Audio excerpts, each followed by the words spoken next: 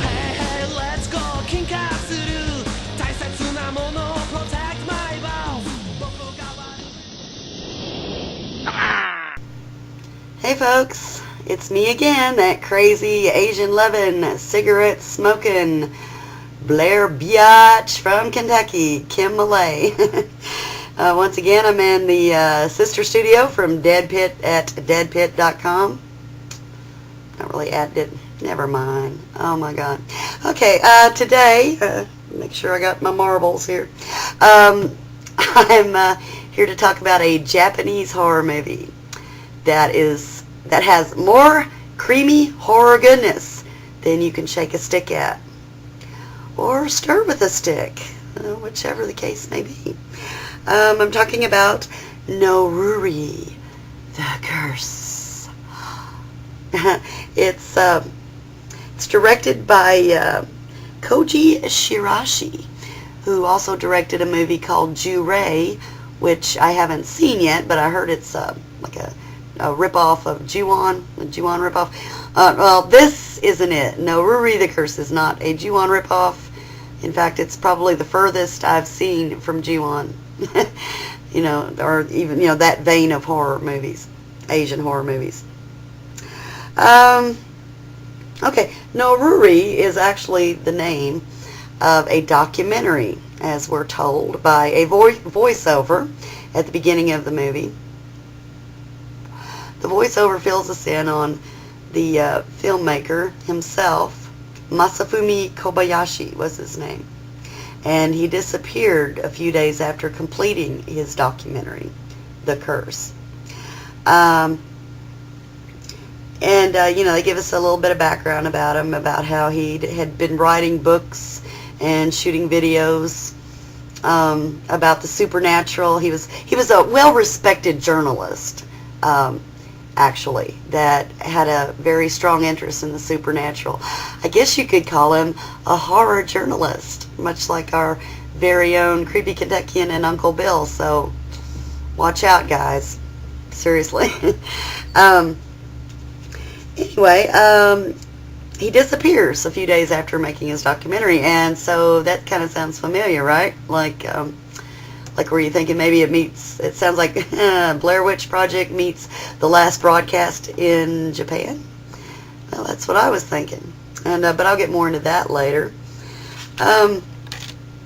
Anyway, this filmmaker, Kobayashi, very likable fellow, I thought. He was very serious and very earnest. You could tell he just truly wanted to get to the bottom of things rather than exploit the situations, But anyway, in 2004, apparently, as the film tells us, he made this documentary. And the documentary came about because he started hearing a whole bunch of reports of different strange happenings, like strange noises and, whatnot, in a concentrated area of Tokyo and surrounding villages. So he takes his cameraman and his cameras and all that and goes and interviews and investigates. And anyway, he, some of the things that makes it into the documentary, there's an actress that became momentarily possessed when she entered the woods with two other guys to shoot a TV show of their own, about spooky happenings. There's a little girl who is about 10, who we see, he puts in the documentary footage of a TV show she was on where she demonstrated some very impressive psychic ability, and then she goes missing. There's also a grown-up psychic who is sort of linked to the little girl and some of the other events, who is nuts. He goes around wearing aluminum foil, tin foil, like it's some sort of fashion statement, and he lives in terror of what he calls ectoplasmic worms. He keeps going on about how they're coming and they're going to eat us all. And Hori, that's his name, Hori. It seems like he kind of acts retarded or something, or like he's been driven mad by the images, his own visions. But he's a kind of a big part of what's going on.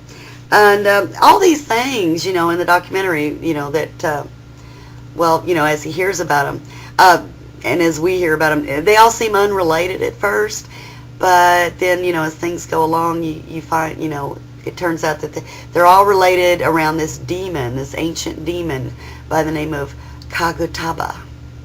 Did I say that right? Kagutaba is the demon's name. And he's nothing to mess with, believe me. But anyway, as the documentary chugs along, things go from bad to worse to awful, as there's some mysterious and shocking murders, they don't make any sense. There's a mass suicide in a park. And Kobayashi, as things get worse, he goes from just wanting to document these things and, make a decent documentary to actually wanting to actively stop or contain the curse. And whether he succeeds or not, you'll just have to see for yourself.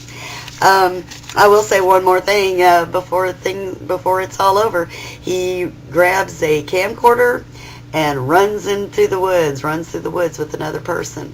And that scene is very reminiscent of the Blair Witch Project, except I will say this, it is amped up. Because, well, I'll put it this way, they see a lot more than some stones, some rocks, and stick figures. And hey, you know what? This is coming from a die-hard Blair Witch fan. You will never catch me dissing the Blair Witch Project. And I did love and appreciate the leave it to your imagination whole thing of that film. But this film, it was pretty cool getting to see something too. And we do get to see something. So that was nice. Yeah, I really, it also, when the documentary is over, we get to see some extra or found footage, if you will, that sort of ties things together even more. And I tell you what, it is some freaky, scary shite. So yeah, I definitely enjoyed this movie. It's interesting. It keeps a good pace going. There's never a dull moment. And, and it's easy to follow. There's no vagueness that are in, actually those two qualities all by themselves, the quick pace and the easy to follow, they're pretty rare in Asian horror movies, I think. Because they usually rely so much on the atmosphere and a slow build up, and they like to mine. Well, they like to mess with your mind too, and kind of make things confusing. But this isn't like that. I mean, it's got a really, it starts off with a good pace, and it just keeps going. But hey, there's atmosphere to spare in The Curse. It has a lot of feelings of dread, oncoming doom. I like that. Always works for me in a horror movie, so it was good to feel that.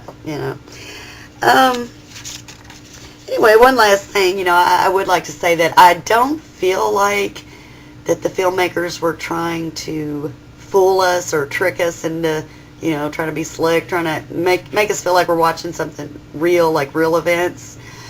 Like the Blair Witch Project blatantly did. And also, it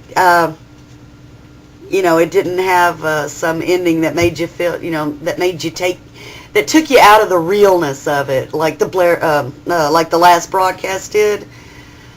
That ending made me want to punch somebody in the face, for screwing up a perfectly good movie up to that point. But, that's a whole other thing. And no, as a matter of fact, the ending of this one makes it feel even more real than it did before. So, there's that. But nevertheless, I still felt like what I was watching was a straight-up movie. At least that's what I hope I was watching. I'll put it that way. Anyway, I've got a written review for this movie up on deadpit.com's brand spanking new horror review database. I put that up a few weeks back if you care to check that out. Maybe you can, see how many times I repeated myself this time. Also, I've got a trailer for Noroi, the Curse, up on my MySpace page. So, go check that out if you feel like it. It's a Blair Witch. Okay, it's myspace.com/Blair Witch 63. That's me. That's my page. Yeah, go check it out because, hey, it's hella cool. It really is. It's cool. Anyway, thanks for listening. And you should check it out, Noroi, the Curse. And also be sure to check out deadpit.com. Every Friday, there's a brand new episode up. And it's the very best of horror talk radio. Deadpit.com. That's with your gracious hosts, the Creepy Kentuckian and Uncle Bill, my favorite nephews. Well, see you later, guys. That's it for me for today. And, ooh. Oh, hell no. She moved. She moved. I'm scared now. Okay, that's it for me. Bye.